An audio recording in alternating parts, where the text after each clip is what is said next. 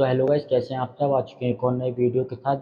जैसा आपको पता होगा कि इंडिया और पाकिस्तान के बीच में जो जंग छिड़ी हुई है, हालांकि अभी डोनाल्ड ट्रंप का एक ट्वीट आया था जिसमें उन्होंने बताया है कि इंडिया और पाकिस्तान के बीच में सीज़ फायर हो चुका है।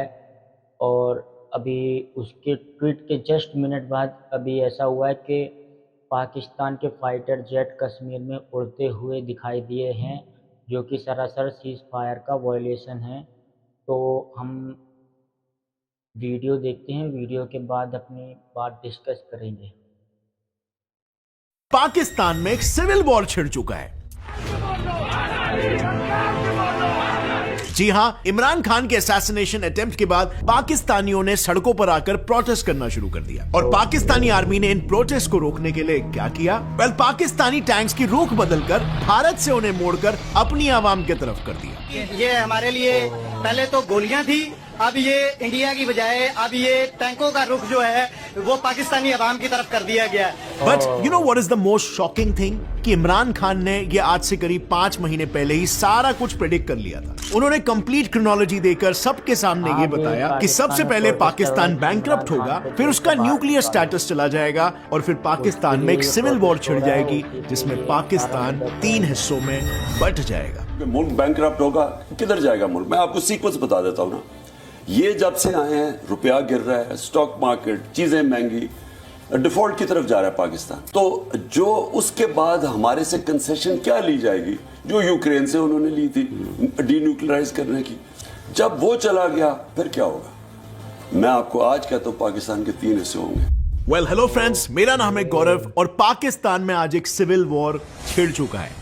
एक तरफ है इमरान खान सपोर्टर्स जो बेसिकली पाकिस्तान में एक डेमोक्रेटिकली इलेक्टेड इमरान खान की गवर्नमेंट चाहते हैं, और दूसरी ओर है आर्मी सपोर्टर्स जो अब भी पाकिस्तान में आर्मी बैग शहबाज शरीफ की गवर्नमेंट को कायम रखना चाहते हैं। लेकिन काफी इंटरेस्टिंगली पाकिस्तान में परिस्थिति यहां तक आ गई है कि कई पाकिस्तानी आर्मी जनरल्स भी पाकिस्तानी आर्मी के खिलाफ और इमरान खान के सपोर्ट में खुलेआम ट्वीट कर रहे हैं। जैसे फॉर एग्जाम्पल पाकिस्तान के रिटायर्ड जनरल मोहम्मद असलम ने यह ट्वीट किया कि इमरान खान का नो कॉन्फिडेंस मोशन एक पॉलिटिकल स्कैम और पाकिस्तान के कॉन्स्टिट्यूशन का उल्लंघन है। इनफैक्ट एक रिटायर्ड जनरल तारिक खान ने तो इमरान खान के खिलाफ बने इन्वेस्टिगेशन कमीशन में बैठने से भी इनकार कर दिया और कहा कि अब कोई भी ताकत उन्हें रोक नहीं सकती। इमरान की पार्टी पीटीआई को वो सपोर्ट करेंगे जो वापस पावर में आना डिजर्व करती है। एंड सरप्राइजिंगली ऐसे फ्रस्ट्रेटेड और एंग्री एक्स डिफेंस ऑफिसर्स की लिस्ट बहुत लंबी है और इसमें आर्मी से लेकर नेवी तक सभी बड़े बड़े ऑफिसर्स के नाम शामिल हैं जो सब मिलकर इमरान खान के फेवर में है। तो अब जाहिर सी बात है भैया कि इमरान खान की बातों में कुछ तो दम होगा। सो आइए इस पूरे सिचुएशन को एनालाइज करते हैं। ओके, सो ये है करंट पाकिस्तान और ये है पाकिस्तान के 4 मेजर प्रोविंसेस, खैबर पख्तूनख्वा, बलूचिस्तान, सिंध और पंजाब। और इंटरेस्टिंगली इन चारों का कल्चर, लैंग्वेज, एथनिसिटी सब कुछ एक दूसरे से बहुत ही अलग है। नाउ इमेजिन इमरान खान की बात अगर सच हो जाती है और पाकिस्तान डिवाइड हो जाता है तो पाकिस्तान का मैप कैसे दिखेगा? वेल, ऐसे। Now Obviously, you would ask इसमें पाकिस्तान किधर है? यहाँ पर फ्रेंड्स, अगर ऑनेस्टली कहूं तो पाकिस्तान में एक सिविल वॉर होना और उसका अलग अलग देशों में बंटवारा होना कहीं ना कहीं पाकिस्तान के जन्म से ही तय हो गया था। पाकिस्तान का ये इलाका देख रहे हो, ये है खैबर पख्तूनख्वा, जहां पर 90% पाश्तून्स रहते हैं। वो पाश्तून्स जो अफगानिस्तान की ऑलमोस्ट आधी आबादी है। तो अब बस सोचो दोनों देशों में इस खैबर इलाके को लेकर कितनी मतभेड़ी होगी। बट काफी आयरॉनिकली पाकिस्तान और अफगानिस्तान शुरुआत में अपनी इस मतभेड़ को मिटाने के लिए एक हो जाने वाले थे और 1959 में दोनों देशों ने एक कॉन्फेडरेशन बनाने का भी डिसाइड किया था। मतलब कि दोनों देशों की एक common economy, foreign affairs, currency और डिफेंस होगा। जैसे हम कह सकते हैं ब्रेक्सिट के पहले ईयू के केस में था। अब बस सोचो भारत के लिए ये कितना बड़ा थ्रेट हो सकता था। लेकिन बात ये थी कि असल में खुद पाश्तून्स की सरकार भी ये नहीं चाहती थी कि खैबर पाकिस्तान में मिल जाए और इसी वजह से ये कॉन्फेडरेशन का प्लान फेल हो गया और इसी प्लान के मास्टरमाइंड अफगानिस्तान के पीएम को और उनकी पूरी की पूरी फैमिली को एक साथ असैसिनेट कर दिया गया। बट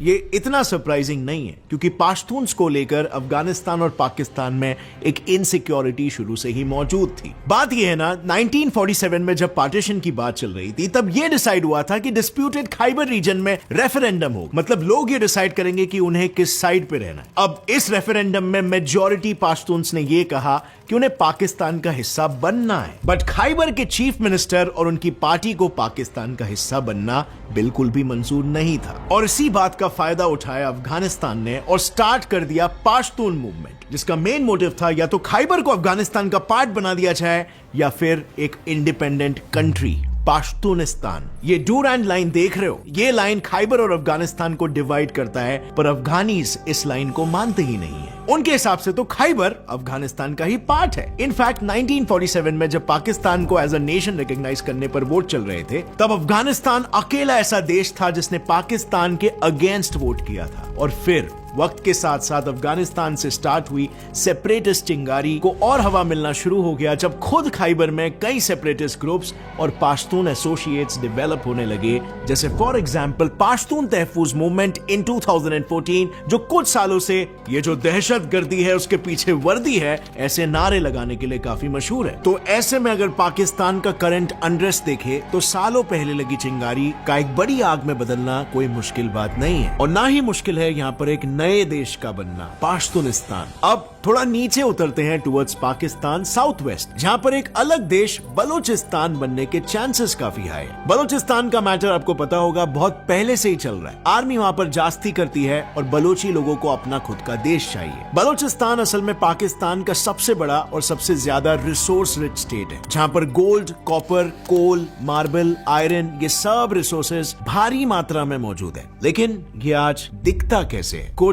ऐसा। यहाँ की 6 मिलियन आबादी आज तक बंजर जमीन और बिना बिजली और साफ पानी वाले घरों में रहती है, और इनकी पाकिस्तानी गवर्नमेंट से बस यही शिकायत है कि उनके रिसोर्सेज को पाकिस्तानी गवर्नमेंट ने पूरी तरीके से निचोड़ दिया है और बदले में बलोचीज को सिवाय अंडर डेवलपमेंट के कुछ नहीं दिया है। इनफैक्ट बलोची लोग और उनके होमलैंड को इतना एक्सप्लॉइट किया गया है कि एक समय ऐसा आ गया था कि बलोचीज ने परेशान होकर अपनी खुद की आर्मी तक खड़ी कर ली थी। इस आर्मी का नाम है बलोचिस्तान लिबरेशन आर्मी, जिसमें 6000 जवान है और इनका नारा है फॉर अ ग्रेटर बलोचिस्तान। इस आर्मी ने कई बार पाकिस्तान में अटैक्स किए हैं, कभी अपने बचाव में तो कभी पाकिस्तानी ऑफिशियल्स के ऊपर, पर हर बार रीजन एक होता है, उनकी अपने लैंड और अपने लोगों को लेकर इनसिक्योरिटी। यहां तक कि 2004 में बीएलए ने पाकिस्तान में काम कर रहे चाइनीज वर्कर्स पर भी अटैक कर दिया था, जिसके जवाब में खुद पाकिस्तानी आर्मी बलोचीज के अगेंस्ट खड़ी हो गई थी। बट इस लिस्ट में सबसे शॉकिंग था वो अटैक जो 2005 में बीएलए ने एक पैरामिलिट्री कैंप में करवाया था। और मैं शॉकिंग इसीलिए कह रहा हूं क्योंकि ये वही कैंप था जहां पर पाकिस्तान के देन पीएम परवेज मुशर्रफ का आना शेड्यूल था। And guess what happened next? Musharraf तो बच निकले, बट उन्होंने बीएलए के चीफ नवाब अख्तर बुख्ती को मरवा डाला। मुशर्रफ को डेफिनेटली ये लगा था कि इस एक मूव से बलूचिस्तान रिबेलियन टूट जाएगा, बट इसका उल्टा हो गया और वो और भी ज्यादा स्ट्रॉन्ग हो गया। इनफैक्ट करंट सिचुएशन को देखते हुए एक्स पीएम इमरान खान ने तो रिसेंटली ये तक कह दिया है कि बलूचिस्तान को इंडिपेंडेंट यानी ग्रेटर बलूचिस्तान बनने में इंडियंस भी मदद कर रहे हैं। तो ऑब्वियसली सोचने वाली बात यह है कि जब पाकिस्तान की करंट सिचुएशन इतनी नाजुक है, ऐसे में अगर बलूचिस्तान में सिविल वॉर की जरा भी लहर आ गई तो पाकिस्तान ये सारा प्रेशर एक साथ हैंडल नहीं कर पाएगा और ग्रेटर बलूचिस्तान बनना लाजमी हो जाएगा। एनीवे, बलूचिस्तान से थोड़ा राइट जाते हैं सिंध की तरफ, जो कि 94% पाकिस्तानी हिंदूज का भी घर है। लेकिन सिंध का कैपिटल कराची,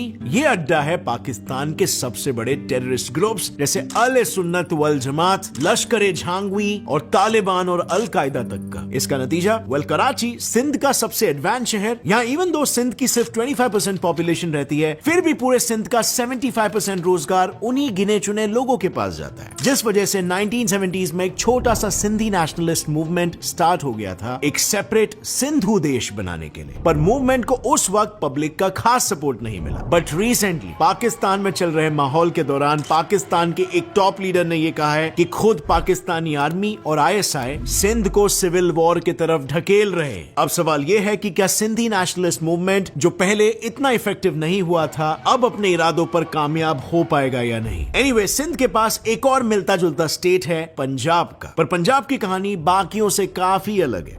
ये तो हम सभी को पता है कि जब पार्टीशन था तो पंजाब के 320 मिलियन लोगों में 53% मुस्लिम्स थे और हिंदूज थे सिर्फ 15%। अब ऑब्वियसली ये वही टाइम था जब इंडियन सब कॉन्टिनेंट पे कम्युनल टेंशन अपना सबसे दर्दनाक रूप ले चुका था और इन टेंशंस के फोर फ्रंट पर थे थे ऐसे इलाके जहां मेजॉरिटी और माइनॉरिटी के नंबर्स में बड़ा अंतर था, जैसे कि Bengal, Punjab etcetera. Hence 1970s में इंडिया में स्टार्ट हो गया खालिस्तानी मूवमेंट, जो बेसिकली एक डिमांड थी फॉर अ सेपरेट खालिस्तान, यानी सिखों का लैंड। बट इंदिरा गांधी के ऑपरेशन ब्लू के बाद जहां एक तरफ इंडिया में खालिस्तानी सेपरेटिस्ट वीक होते गए, वहीं दूसरी तरफ कनाडा, यूएस और पाकिस्तान में उनका बेस बढ़ता चला गया। अब हालांकि इनकी दुश्मनी मेनली इंडिया से है, बट इंटरेस्टिंगली खालिस्तानी आइडियोलॉजी वाले एक ग्रुप सिख्स फॉर जस्टिस ने रिसेंटली सोशल मीडिया पर यह कहा है कि वो एक ग्रेटर खालिस्तान बनाना चाहते हैं जिसका हेडक्वार्टर होगा लाहौर में। वेल, ये एक धमकी है या नहीं ये एग्जैक्टली कहना थोड़ा मुश्किल है, बट एक ऑलरेडी स्ट्रगलिंग नेशन के लिए ये खतरे की घंटी जरूर है। मैं ऐसा इसीलिए कह रहा हूं क्योंकि पाकिस्तान पॉलिटिकली तो डूब ही रहा है, लेकिन उसकी इकोनॉमिक नाव में भी बड़े छेद है। वेल,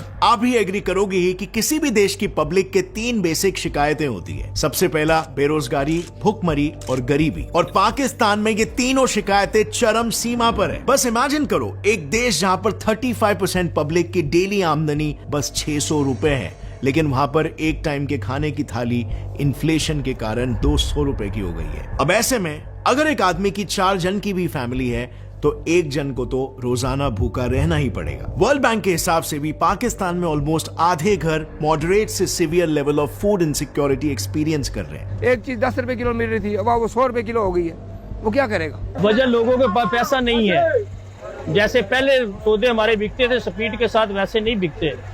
लोगों के हालात खराब है, लोगों की रोटी पूरी नहीं होती, फ्रूट कौन खाएगा? और इसीलिए अब पाकिस्तान की जनता भूखे पेट ही सही लेकिन सड़कों पर उतर आ गई है। अब देखना बस ये है कि उनका ये गुस्सा क्या रूख लेगा। वेल, आपको क्या लगता है फ्रेंड्स? लिखिए अपना ओपिनियन नीचे कमेंट सेक्शन में। पाकिस्तान में एक सिविल वॉर होगा या फिर पाकिस्तान एक और बार इस मुश्किल वक्त का अच्छे से सामना कर लेगा? Write down your opinion down below. और अगर इस वीडियो से आपको कुछ भी नई बात जानने मिली, एक लाइक जरूर ठोकना। As always stay curious, keep learning and keep growing.